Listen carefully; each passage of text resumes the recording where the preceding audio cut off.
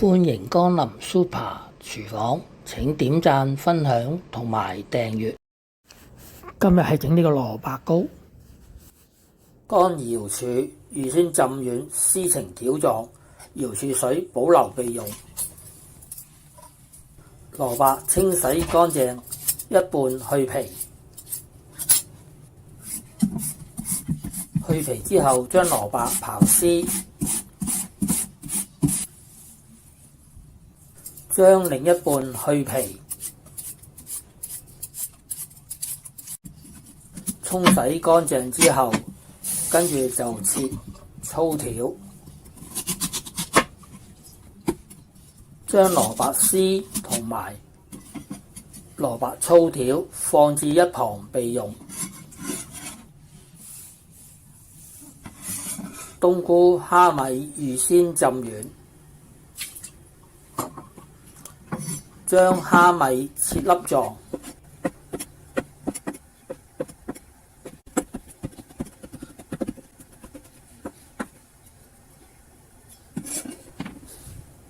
盛起備用。冬菇切粒狀，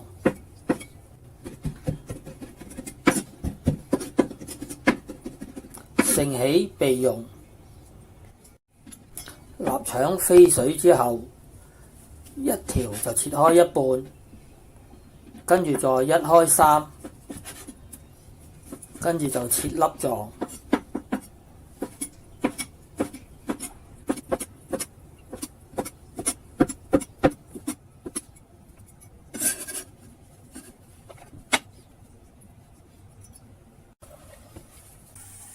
落油爆香啲臘腸粒、冬菇粒同埋蝦米粒，跟住畢起備用。再放入蘿蔔粗條、蘿蔔絲一齊炒，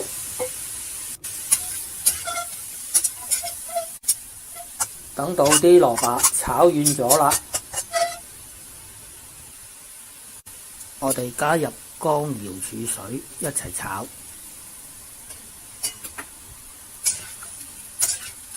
將蘿蔔絲炒勻，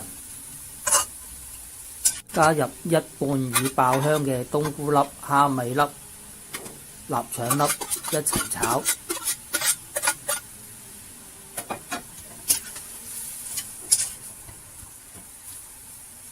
再加入另一半嘅冬菇粒、臘腸粒同埋蝦米粒落去，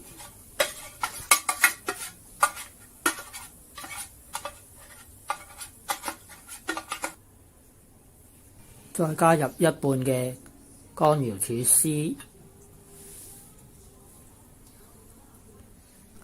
一齊炒，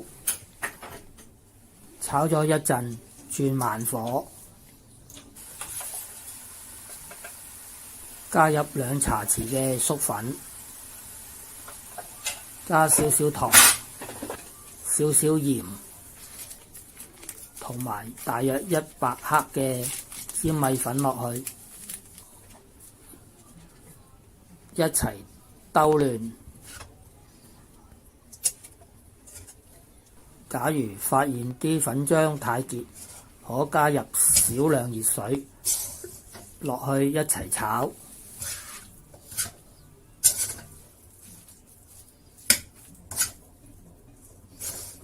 啲粉漿炒到咁樣，咁就差唔多得㗎啦。咁樣我哋就可以畢起，放喺搽咗油嘅容器上邊，因為蒸熟咗，咁樣就可以容易脫模。粉漿放喺容器上邊，我哋攞鑊鏟將佢壓平，再將另一半嘅乾瑤柱絲放喺蘿蔔糕面上邊壓平，咁樣就可以攞去蒸㗎啦。大火蒸45分鐘至1個鐘。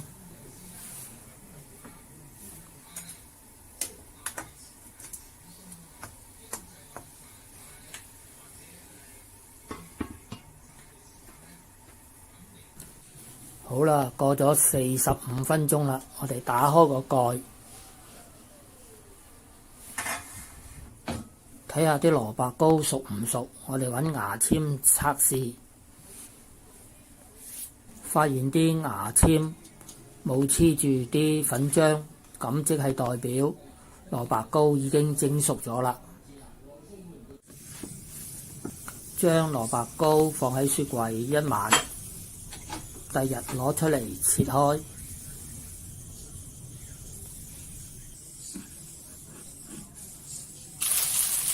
熱油，放蘿蔔糕落去煎，煎至兩點金黃色，咁就完成呢個香煎蘿蔔糕啦。